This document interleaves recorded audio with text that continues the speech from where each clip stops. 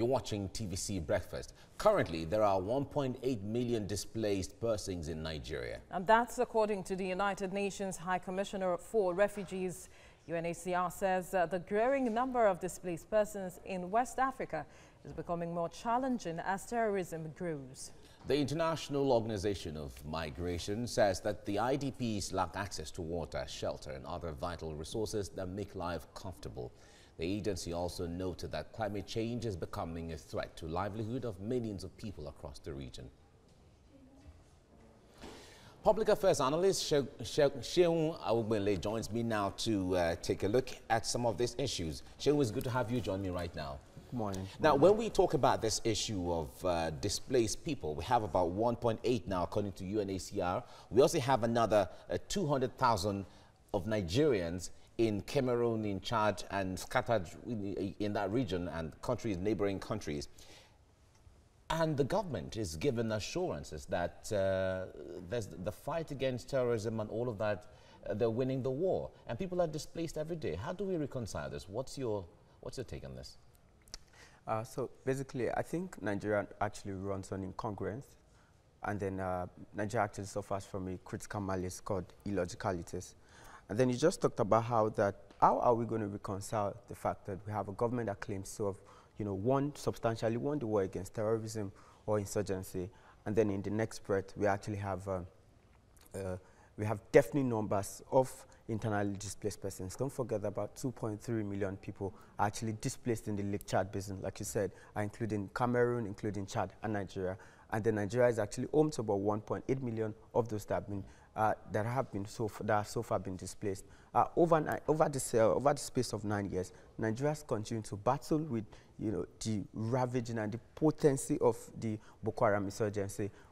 Don't forget that at the moment, Nigeria is about 14% of the whole of Africa's population. So whatever affects Nigeria, affects the African continent. Affect the whole of Africa. And don't also forget that in West Africa, Nigeria consists, with over $500 billion GDP, Nigeria constitutes about 40% of West Africa's GDP. So whatever affects Nigeria still affects the whole of West Africa. All right. More about or further in on this issue of displaced people. What is even more troubling and critical is the access to proper sanitary condition. There are issues of water, there are issues of good health, and all of that. How critical is that? So basically, I think that the response of the Nigerian government has been that of palliative so far. We've actually had, rather than institutionalize the response to humanitarian crisis in Nigeria, what we've actually had from the Nigerian government has been more of a palliative.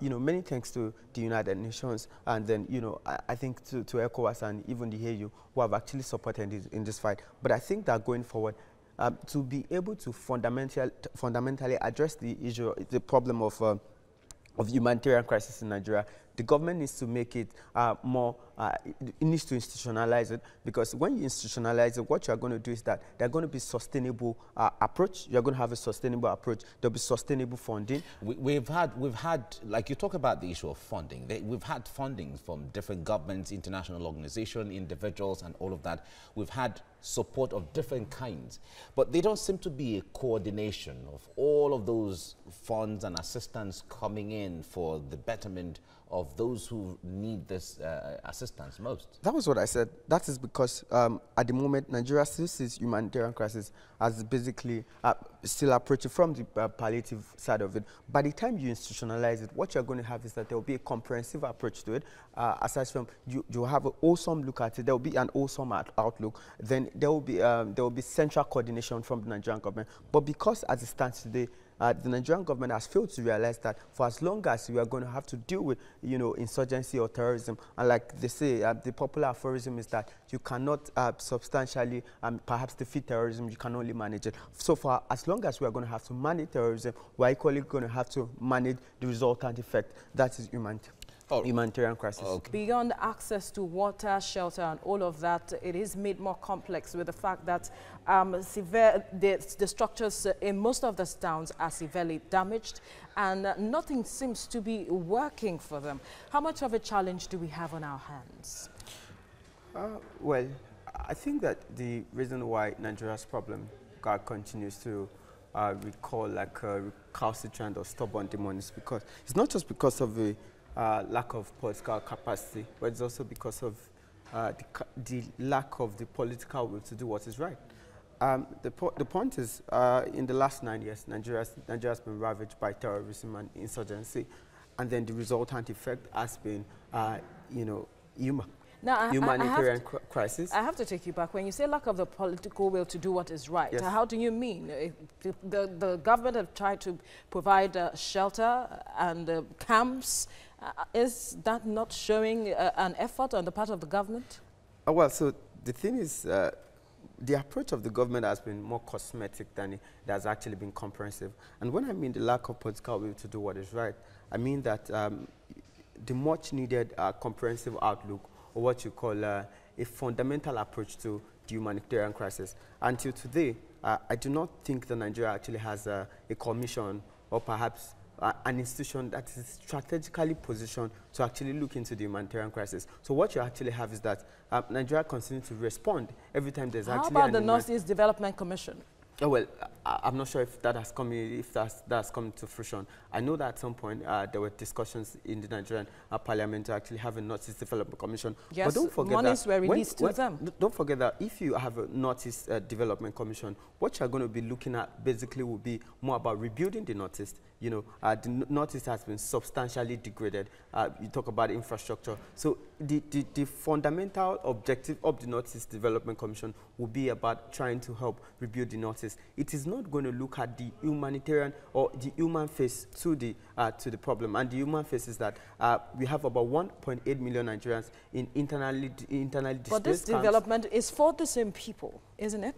So what you do is that whilst you're trying to rebuild, what you're trying to provide infrastructure, what you're doing is that you're trying to provide conducive environment for them to return back to their homes and their communities. But while they are still in the IDP camps, and I think that's the crux of what we're discussing now, while they're in the IDP camps, what is the quality, what's the quality of livelihood right there in the IDP camps? We have that feeding is completely deplorable.